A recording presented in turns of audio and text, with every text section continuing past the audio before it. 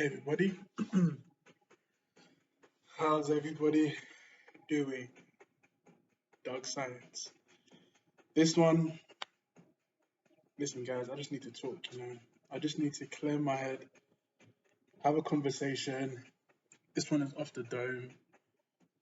Feelings, thoughts, out. But what am I going to talk about?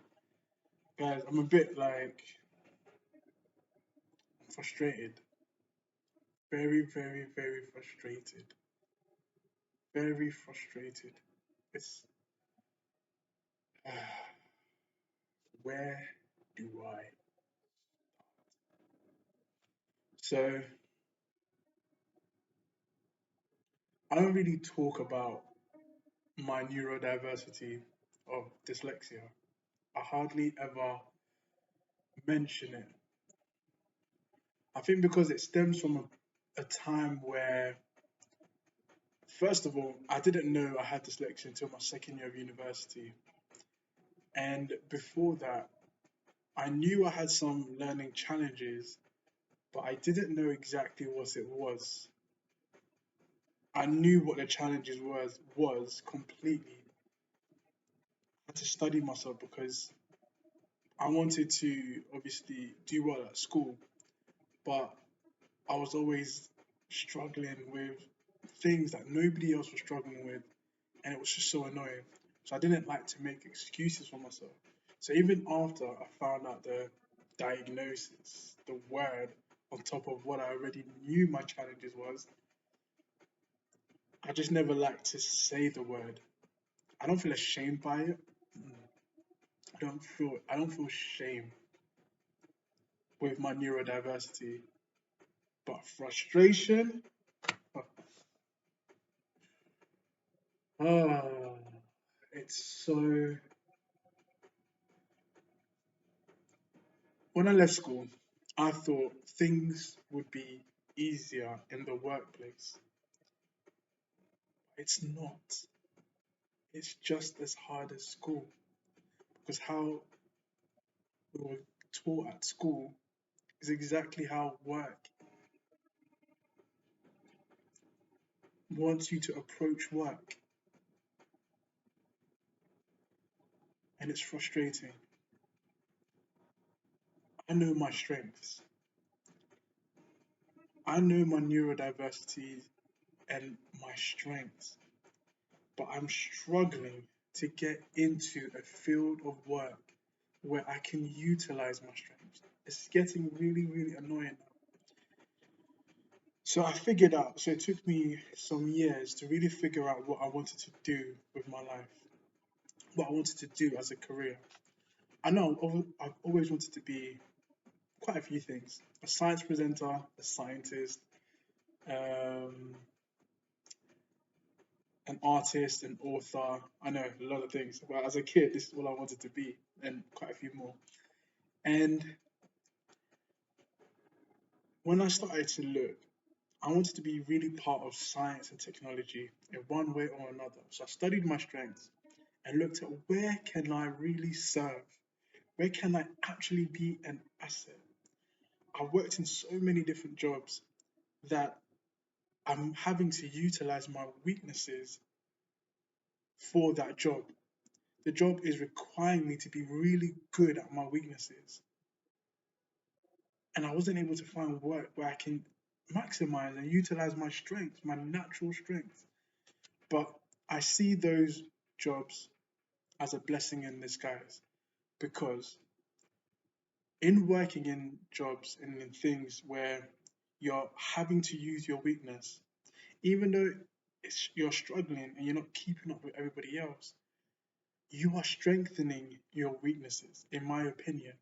So I think it is good to do things that you are weak in so that you can get a better grasp of understanding and some skill in that area which you're weak. But if I am to make a living from where I am weak, I'm never going to get anywhere. Everybody else that is strong in that weakness will always beat you. So I'm always thinking that you have to make a living from your strength. That's just how I see it. It's like this. Let's use some analogy, a metaphor. Let's go. So, let's say I'm an eagle, or you are an eagle, and there you have a companion, which are dogs. The goal is to get from A to B, and A to B, there's about 8 miles in between them. So the goal is to get from A to B. That's your job. But if you're only forced to run from A to B, the dog is always going to beat the eagle, regardless, every single time. Even though you may be a really good runner as an eagle, you might be an excellent runner. But comparing your ability to a species like a dog that has all it does is run, you will lose every single time from getting to A to B. But what if the goal is just to get to A to B? What if, as an eagle, you can use your wings to fly to B? You stand a much better chance of winning. Stand a much better chance of doing well. You can probably beat the dog sometimes, and the dog probably beat you at sometimes. It's competitive now, but the eagle isn't doing the method that the dog is doing, which is run. The dog can't do what the eagle does, but the eagle has can achieve that same goal in a different way. And that's what's really frustrating for me is that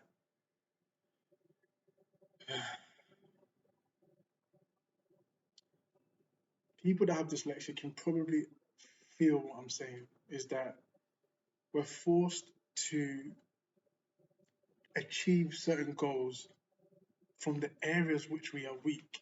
And it's really frustrating, and it doesn't have to be like that. It really doesn't have to be like that. But if I'm honest, I'm quite tired. I'm really tired. Like, I've been in so many different types of careers, and when I studied them, types of jobs, when I studied them, what their requirements is for me to utilize the areas of which I am weak. So let's speak a bit more, let's get a bit more granular. So for me personally, I learned, I had to learn really early how my own neurodiversity works, how my own mind works. And for me, I'm really good at, my memory's great, but when I've come up against new information, it takes me a while to process that new information into my long-term memory. It takes me it takes me quite a while to process new information, especially if it is in written form. It takes me so much longer to process new information in written form from my short-term memory to my long-term memory. But once I've got it in my long-term memory, I can bring it back really quickly and really creative, much more creative than probably the average once it's in my long-term memory. But it's always that processing. And if we're always processing new information every single day from different sources, I learned my strength. How I overcome that is by taking in that piece of information through all my senses. As dyslexic, as people that have dyslexia, we need to learn through all of our senses. Touch, sight, hearing, multiple senses we are utilizing to learn a specific thing helps us to learn better, in my opinion. And not even just my opinion, studies also show this. So for me, when I was in school and learned, I had to really utilize my body into the studying. People that just sit there and just read, yep, got it. I can't do it. I just sit there reading for hours, just sitting in the same place. I can't. I'm a kinesthetic. I'm a mover. I need to hear, listen, be engaged with it. If you ask me how many books I've written from beginning to end, I'd say not many. Probably count it with two hands, or maybe I need a third hand. But if you ask me how many documentaries I've watched, ooh, all right, I've watched countless amounts of documentaries, countless, and I can remember them. And that's the beautiful thing is that in schools, why can't we have that type of approach? What approach am I talking about? I'm going a bit of a tangent, but let's talk about this. So let's say there's an assignment, right? And in assignment format, you have to basically there's structure to an assignment format. People that have, in my opinion, not all, but people that may have dyslexia may be better at creating videos if that's where they want to go now. But things that have multiple mediums, like sound or things like that, it's highly structured, like a YouTube video, highly structured. They can annotate where they get information from. They can annotate where they get information from, and things like that. Because I watched, on a tangent, I watched a cartoon that did this. This kid was doing quite bad at school. The teacher gave him a camera instead to do the same work that everybody else is doing, but told him to document different findings with his camera. And he loved it. He was able to create great documentary with all the information that he could have put down in a written form, but he did it in a visual format. Why can't that be adopted in schools? So somebody gets all the information, written it, write it down in written format. Great. Why can't there be an option for someone to use a visual format, camera, or animation? They can animate the work. Let's say they're animated, they want to animate what they are learning. These, and even that medium itself is very important. In a world now where science literacy is very important and how we communicate information is not just communicated through pen and paper It's not in a magazine. Now people are watching online materials, visual materials now more than ever. We get our information from TV, from YouTube videos, from documentaries, so many different mediums, online mediums, visual mediums. People are now consuming, not just magazines. So having this in schools is that's a no-brainer. But schools have got to be quick about this. Someone that can create a YouTube video about what they are learning instead of handing in an assignment, written assignment. Of course, it has to follow similar formats. The information, where's the citation? Where have you got information from? They can cite it in their video. Simple. Something like that. I'm pretty sure people that have dyslexia, not all, a large portion of them would favor that more than just writing things down. But like I said before, working on your weaknesses is just as important as capitalizing on your strengths. Working on your weakness just enough that you can do it when you need it is important. So, yeah, so I wouldn't say scrap written formats for people that have dyslexia, but add it, have it as a part of it, and allow them to maximize on their strengths. So, yeah, that's a bit of a tangent, but I've been in the world of work for a while now, and it's not easy. It really isn't easy. It's probably even more difficult than it was in school. You're making a living now.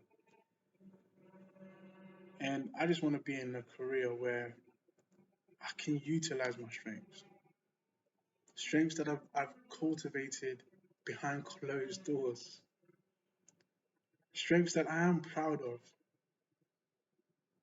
but I'm just tired of getting into work where that is not what they are looking for.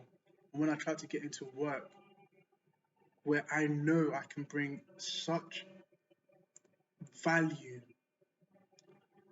such strength and value from my creativity, from understanding systems, from my passion in science and technology, I know I can bring so much. But when, like even in UX design, I've taken the initiative to study UX design because I've figured out that that is one area I can, with understanding my strengths and my experiences, that's an area that I can add so much value, especially now with science and tech, and in a world where people are now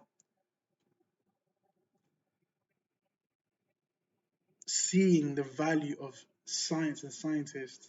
There needs to be a medium of how people consume these science information. That's why one reason why I studied UX design, and from my natural strengths, I know that I'll be really great at it. But when I try to get a work in it, try to get work within it, you need to have experience. Where am I going to get the experience? You need to have experience. The catch 22, you need to have the experience before you can get in here. But can't you look at my body of work? Can't you see the transferable skills that I'll be bringing? No, you have to have experience.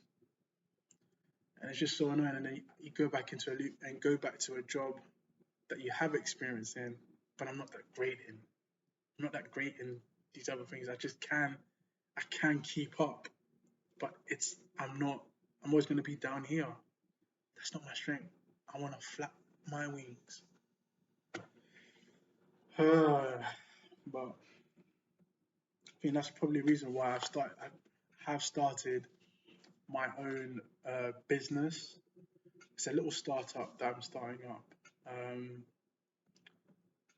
it's called Science Go. You can follow me on. You can go onto the website and sign up. That's at sciencego.app. Yeah.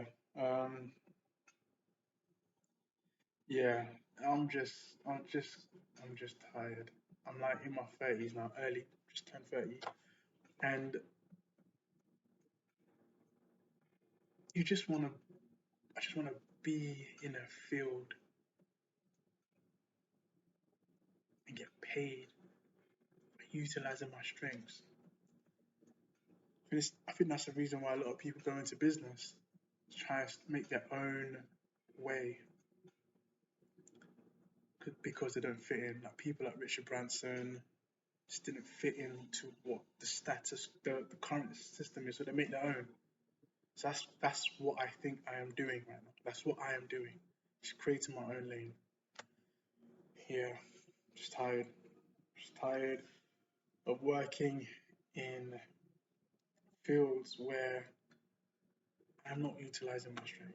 And even though I can utilize my strength in that field, it's like, no, that's not what we need from you. We need you just to do this small thing we want you to do. But I can solve a bigger problem in your institute. Guess I just, speak to the boss and get things done like that. But I couldn't bother to do that for various reasons. But yeah, that was just a little rant. Don't even know if I'm going to upload this, but I think I'll upload this just so that I can have a look back and see how far I've gotten. But I am hopeful, definitely hopeful with this business that we're working on.